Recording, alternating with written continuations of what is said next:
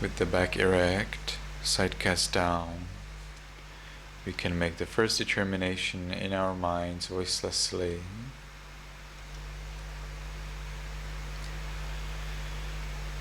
From now on, for 10 minutes, I will meditate on muscles and radiate loving kindness without any movement. From now on, for 10 minutes, I will meditate on muscles and radiate loving kindness without any movement. From now on, for 10 minutes, I will meditate on muscles and radiate loving kindness without any movement. And with that determination, we can gently, lovingly notice the flat piece of flesh at the top of the head. We allow it to be heavy and changing.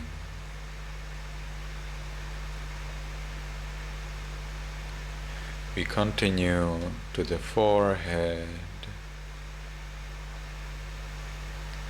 eyes, nose, lips, chin, cheeks, ears,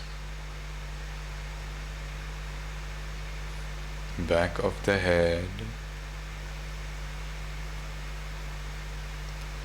and we allow all of the muscles and flesh throughout the head to be heavy and changing.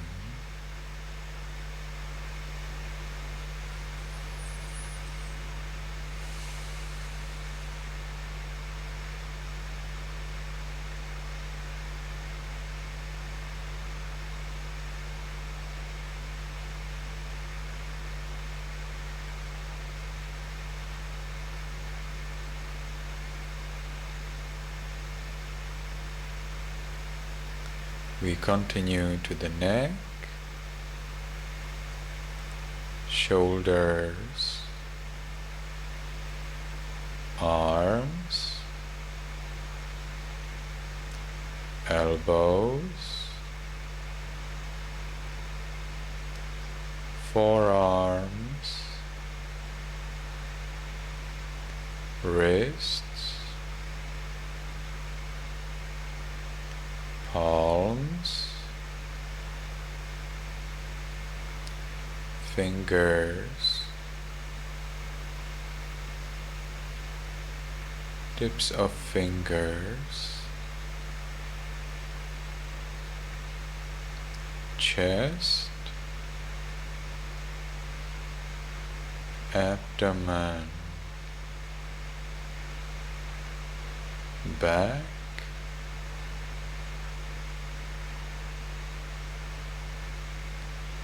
and we allow all of the muscles and flesh throughout the upper part of the body to be heavy and changing.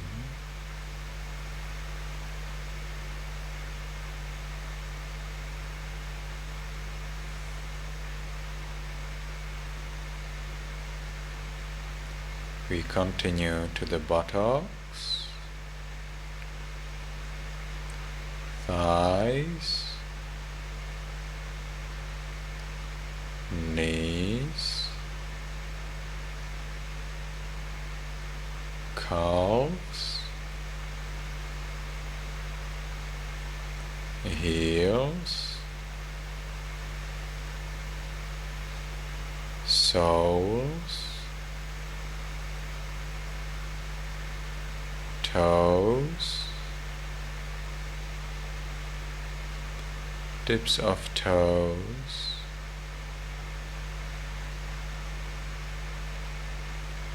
and we allow all of the muscles and flesh throughout the body to be heavy and changing.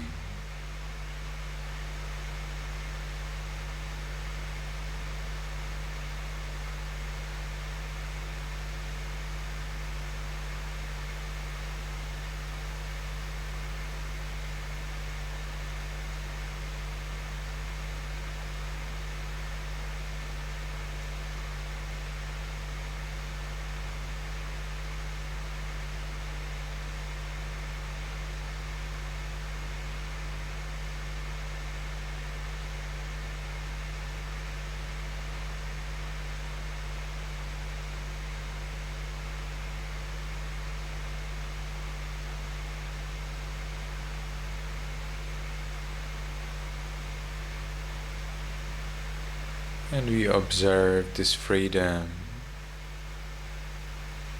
We provide freedom to the muscles, to the flesh, to be the way they are. And with that, we ourselves receive freedom from worry about those muscles.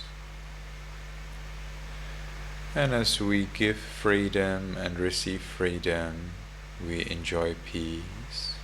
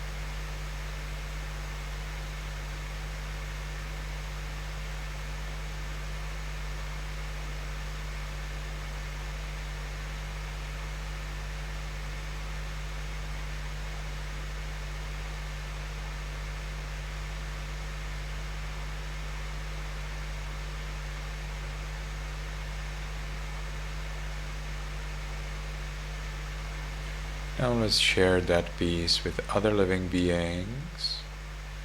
We can start in our room, and by reciting voicelessly in our minds one sentence again and again, we will allow all the beings in our room to enjoy at least as much peace as we are enjoying now. May all beings in this room be in peace. May all beings in this room be in peace. May all beings in this room be in peace.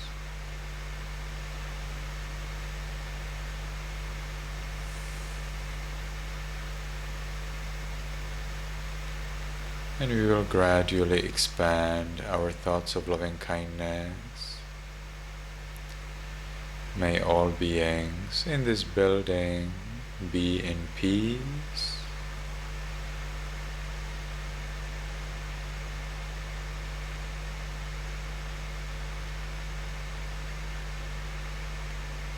May all beings in this city or village be in peace.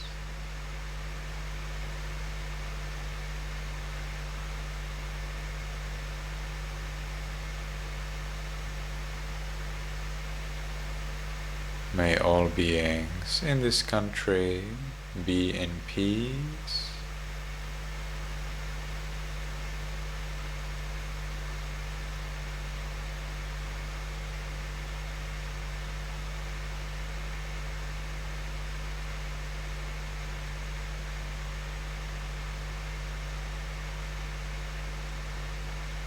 May all beings on this continent be in peace.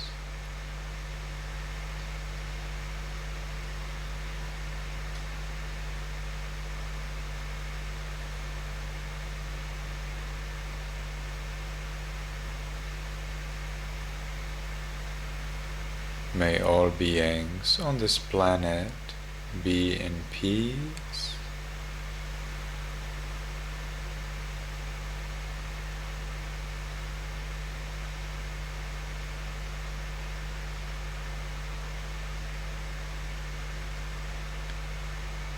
May all beings, including me, be in peace.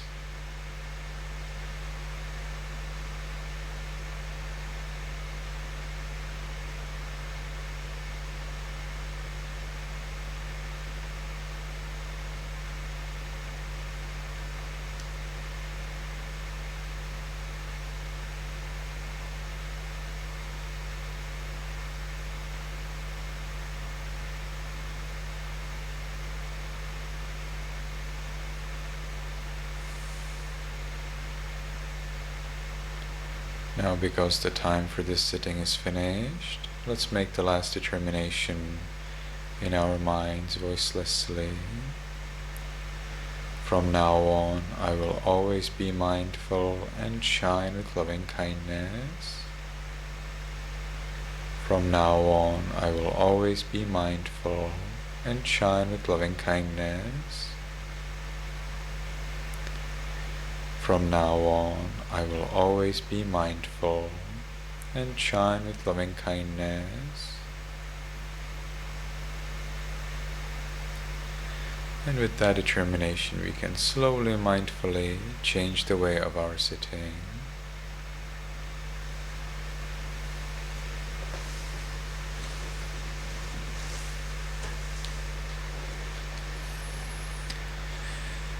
And when we have changed the way of our sitting, we can move on to my little invitation. I would like to invite you to draw.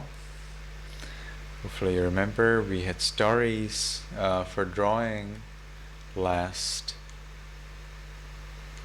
time when we met, and we have new stories. So I would like to share with you our new story. We already have there a few drawings, 2 drawings for the time being, so that you know what's the story about and you're sure that we have the story. I will send you the link to our story.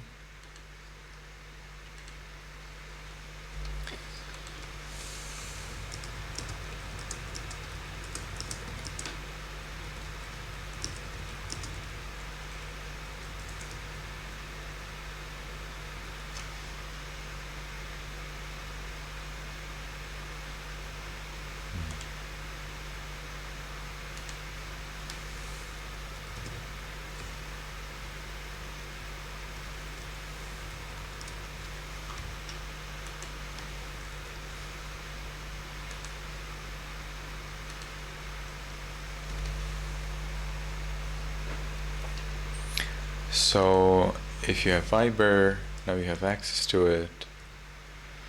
I will send you the link here as well.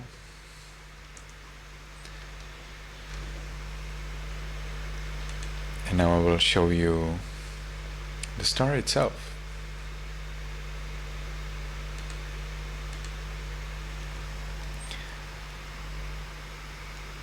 Oh, these are the drawings. Okay.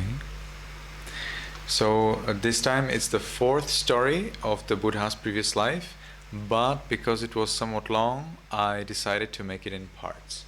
And the first part is only about the Buddha's time, not from the previous life yet. That's probably coming next week. So we are going to talk only about what happened during the Buddha's time. And what happened is that a lady fell in love with a man, and the parents, they didn't like the man probably, so the lady and the man, they were afraid even to tell the parents, and they ran away. And as they ran away, the lady gave birth to a child, and she thought she will go back home, but she didn't make it, and she gave birth to the child on the road. And the same thing happened to her second child. Both of the children were boys. So because they were born on the road, they were called Panthaka, from the road. Then the children grew up, and they wanted to see their grandparents. So the parents took the children to their grandparents. The grandparents gave money to the parents, and the parents went away. The grandparents took their grandchildren, so that the small Panthaka and the big Panthaka, or the younger Panthaka and bigger Panthaka, they stayed with their rich grandparents.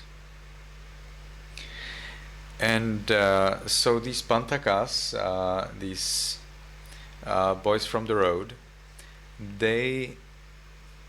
one of them, the elder one, he went to see the Buddha for listening to the Buddha's teachings.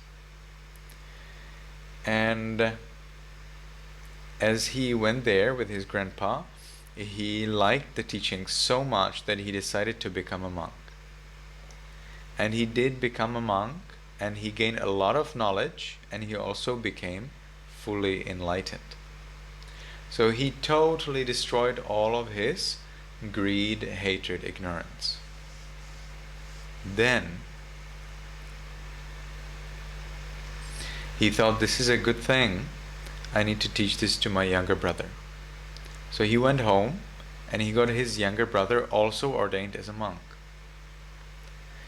Then the younger brother had to learn a verse of 4 lines. But within 4 months, the younger brother was not able to learn those 4 little lines, even though he tried so much. So the elder brother told to his younger brother, go home, you're not suitable to being a monk. And so the younger brother, he went home, but on the way he saw the Buddha. And the Buddha tells him, well, you're my student, you should follow my instruction. So the Buddha gave the young boy, he gave him a beautiful white cloth. The boy took that cloth and he was instructed to rub it with his fingers in the under the sun, in front of the chamber, in front of the room, in front of the Buddha's room. And as the boy was rubbing the cloth, he made it dirty. And the boy then realized, aha, so this body is making this cloth dirty. Everything is impermanent. He realized that everything is impermanent and became enlightened right on the spot. That is a very big thing. Becoming enlightened so fast is very rare and very extraordinary. Then the Buddha sent, by his psychic powers, he sent an image of himself, a Buddha illusion, and that Buddha illusion taught to the young boy that the real problem of dirt is the greed, hatred, ignorance in our mind. The boy continued to meditate on the mind and became an arahant, a fully enlightened person, right there, right then and there. So how come that the boy could not memorize those 4 lines? Well, it's because in one of his previous lives he was mocking, he was laughing at, he was ridiculing his friend who tried to memorize some verses. And his friend, who was mocked, laughed at and ridiculed, he took it so seriously that he could not learn anything at all. And it was because of this evil that the knowledgeable monk in his other life was born as this Culapanthaka and was not able himself to learn anything. Then how come that he was able to become enlightened so fast? Well, that's because in one of his past lives he was a king. And as a king, during a procession, probably riding an elephant, his body got he got sweat, he was sweating, and the sweat got into his clothes and the clothes became dirty. And when his beautiful, luxurious, most expensive clothes of the king, when it got dirty, he thought, well, how come that this body is making these beautiful clothes dirty? Then there is some kind of problem with this body. And again, he realized impermanence. It was because he realized impermanence as the king that he could realize impermanence to the deeper level during the Buddha's time. So that's the story in short, to make you interested in that story. And then I would like to see your drawings. If you have some time, you can make a beautiful large painting, or you can just make a little doodle. Whatever you draw, whatever you paint, I'll be most happy if you share it with us in the comment section. So we already have here 2 we already have here 2 drawings, and there's one more. It's gone. So there are actually 3 drawings. We just don't see the third one. No idea where it got. Anyway, that's what we get. So that's all from me. Does anyone have any question about our interreligious dialogue at your 10 a.m. or about the drawing or about our meditation or about our future plans or anything at all?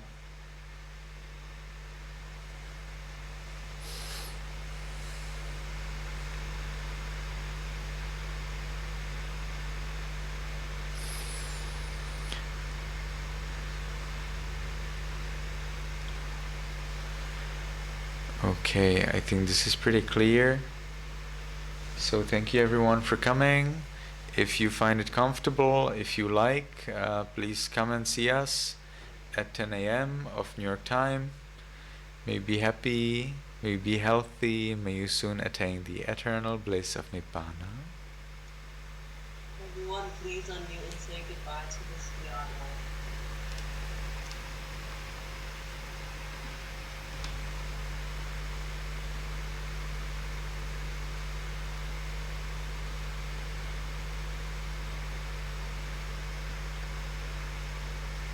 Goodbye, Venerable. Bye, Venerable Sir. Thank you very much.